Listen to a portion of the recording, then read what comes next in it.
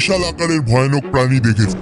হে বন্ধুরা, আপনারা নিশ্চয়ই হলিউড চলচ্ছেন যেমন অ্যানাকন্ডা, আর হয়তো আপনারা এটাও জানেন যে এই বিশাল আকারের সাপ একজন আস্ত মানুষকে গিলে নিতে পারে এবং তাদেরকে পাওয়া যায় এক বিশাল আকার জঙ্গলে, যাকে আমরা অ্যামাজন নামে চিনি। আমাদের পৃথিবী রহস্যে ঘেরা, কয়েক লক্ষ বছর চেষ্টা করেও সব রহস্য উন্মোচন করা সম্ভব হয়নি, আর ভবিষ্যতেও সম্ভব হবে না। আর এই রহস্যের মধ্যে একটি হলো অ্যামাজন জঙ্গল, আর তার সঙ্গে জড়িত অ্যামাজন নদী। আপনারা এই পর্যন্ত অ্যামাজন জঙ্গল সম্পর্কিত অনেক গল্প শুনেছেন, এখানকার ফুটন্ত নদীর কথা শুনেছেন যেখানকার জল 24 ঘন্টা টকবক করে ফুটতে থাকে। এই জঙ্গলে চলন্ত গাছের কথাও শুনেছেন, যে গাছটি ওয়াকিং ট্রি নামে পরিচিত।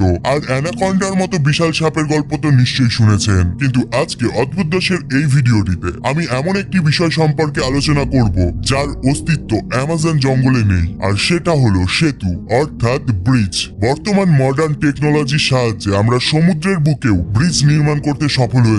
সমুদ্রে কি করে ব্রিজ নির্মাণ অ্যামাজন নদীতে কি এমন রহস্য লুকিয়ে রয়েছে যার কারণে সেখানকার সরকার ব্রিজ নির্মাণ করতে ভয় পাচ্ছে? কারণ ইঞ্জিনিয়াররা যদি সমুদ্রের মতো জায়গাতে ব্রিজ নির্মাণ করতে পারে, তাহলে নদীর ওপর ব্রিজ নির্মাণ করা তাদের কাছে খুবই সহজ ব্যাপার। তাহলে কেন অ্যামাজন নদীর ওপর ব্রিজ নির্মাণ করতে ব্যর্থ হয়েছে তারা? এর পেছনে গোপন রহস্য জানতে সম্পূর্ণ ভিডিওটি দেখার অনুরোধ রইল। তো চলুন শুরু করা যাক।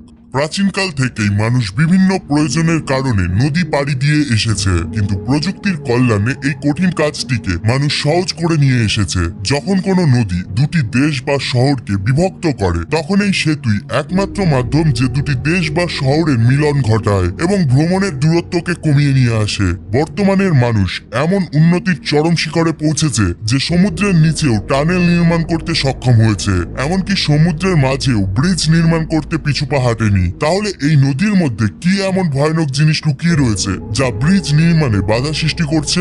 আসলে অ্যামাজন নদীর উপর ব্রিজ নির্মাণ না করার পেছনে বেশ কিছু কারণ রয়েছে। এই কারণগুলো জানার পূর্বে আমাদের আগে জানতে হবে অ্যামাজন নদী এত স্পেশাল কেন। অ্যামাজন পৃথিবীর সব থেকে বড় রেইন ফরেস্ট, আর রেইন ফরেস্ট মানে যে বন অঞ্চলে প্রচুর বৃষ্টিপাত হয় আর সারা বছর অরণ্যের গাছগুলোর পাতা সবুজ থাকে। এই ঘন বনাঞ্চলটি প্রায় 70 লক্ষ বর্গ কিলোমিটার থেকেও বেশি এলাকা জুড়ে বিস্তৃত। যদি এই রেইন ফরেস্টটি একটি দেশ হতো, তাহলে বিশালতার দিক থেকে এটি বিশ্বের 9তম দেশ হতো।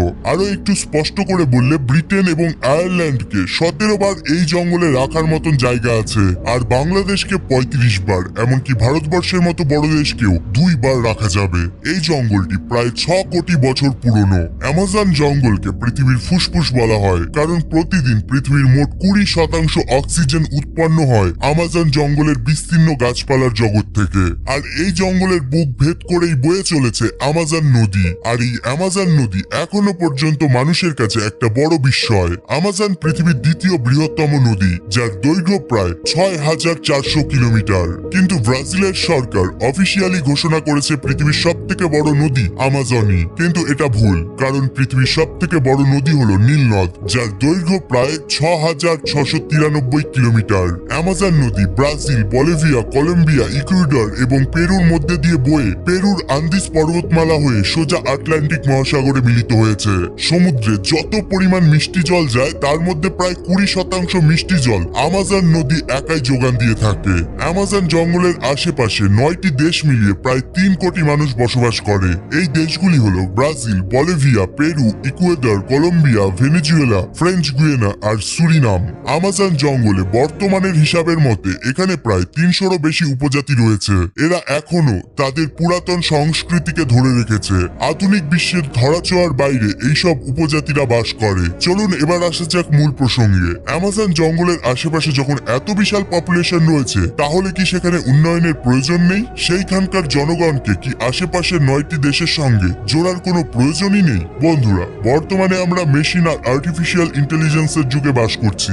একের পর এক পাহাড়, নদী, সমুদ্রের মতো দুর্গম জায়গাতেও ব্রিজ নির্মাণ করে চলেছি, যেটা আজ থেকে 100 বছর পূর্বে মানুষের কাছে কেবলমাত্র কল্পনা ছিল। কিন্তু অ্যামাজন জঙ্গলে একটাও ব্রিজ নেই। আধুনিক বিশ্বে মডার্ন টেকনোলজির যুগে এটা সত্যি আজব বলে মনে হয়। আসল প্রশ্ন হলো, অ্যামাজন নদীর ওপর কি আদৌ ব্রিজ নির্মাণ করা সম্ভব? অ্যামাজন নদীর ওপর ব্রিজ নির্মাণ করা অনেক ঝুঁকিপূর্ণ। এর মধ্যে সব থেকে বড় রিস্ক হলো ওখানকার ওয়েদার, কারণ শুষ্ক আবহাওয়ার কারণে এখানকার নদী স্বাভাবিক থাকে, চওড়া হয় না। কিন্তু যখনই বর্ষার আবহাওয়া আসে তখনই সমস্যার সৃষ্টি হয়। নদীর জল তখন 30 মাইল অব্দি বেড়ে যায়। মানে শুষ্ক আবহাওয়ায় যদি 3 মাইল ক্রসিং থাকে, বর্ষার সময় সেটি 30 মাইল বেড়ে যায়। এখন হয়তো আপনি ভাবছেন এর মধ্যে অবাক হওয়ার কি আছে, বর্ষার ওয়েদারে তো সব নদী চওড়া হয়ে যায়। কিন্তু আমাজন নদীর ক্ষেত্রে বিষয়টা একটু ভিন্ন।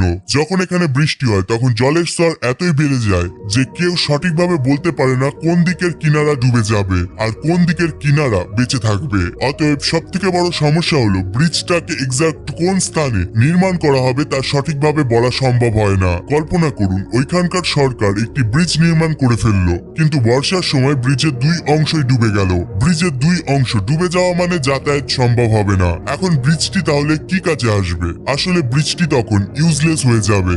আরেকটি সমস্যা হলো আমাজন নদীর কিনারা নরম মাটি দিয়ে গঠিত, যেটা জলের ঢেউয়ের সাথে সাথে কম বেশি হতে থাকে। তবে বর্তমানে আধুনিক টেকনোলজির সাহায্য নিয়েও এই সমস্যার মোকাবেলা করে ব্রিজ নির্মাণ করা সম্ভব। তাহলে আমাজন নদীতে কেন একটাও ব্রিজ নেই?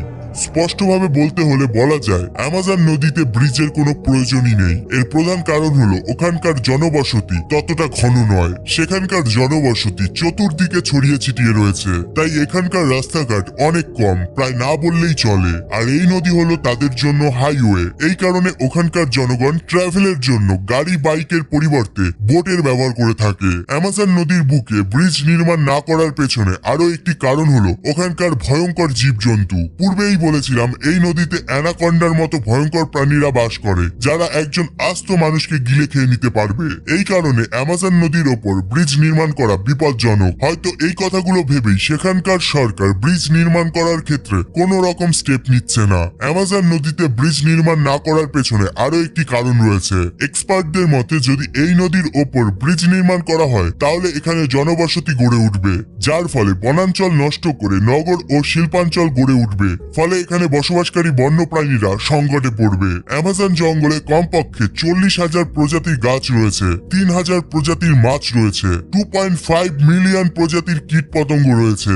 আমাজন জঙ্গলের পেরুর অংশে একটি মাত্র গাছে প্রায় 43,000 প্রজাতির পিঁপড়ে পাওয়া গেছে। তাহলে ভাবুন যদি মানব জাতি সম্পূর্ণরূপে এখানে বসতি করে তাহলে আমাজনের জীববৈচিত্র্য দ্রুত মলিন হয়ে যাবে। আর যদি এখানকার অরণ্য ধ্বংস হয়ে যায় তাহলে প্রকৃতির ভারসাম্য নষ্ট হয়ে যাবে।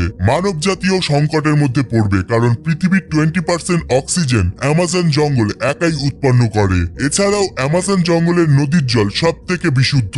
আর এটাই মূল কারণ যে সরকার এবং এক্সপার্টরা ভয় পায় সেখানে ব্রিজ নির্মাণ করতে। তবে এমন নয় যে এখানে কখনোই ব্রিজ নির্মাণ করা হয়নি। 2010-এ ব্রাজিল সরকার আমাজনের একটি শাখা নদী রিও নিগ্রোর ওপর 11,795 ফুট লম্বা কেবল ব্রিজ নির্মাণ করে। এই ব্রিজটি হলো আমাজন রিজনের একমাত্র ব্রিজ। তবে টেকনিক্যালি এই ব্রিজটি আমাজনের মেইন রিজনের মধ্যে পড়ে না, তাই সবাই ভেবেছিল এই ব্রিজটি নির্মাণ করলে আমাজন জঙ্গলের কোনো ক্ষতি হবে না। এই ব্রিজটির কারণে দুটি শহরের মানুষ খুবই খুশি। এই ব্রিজটি তাদের কাছে যেন কোনো অলৌকিক জিনিস, কারণ পূর্বে বোটে চেপে নদী ক্রস করতে হতো।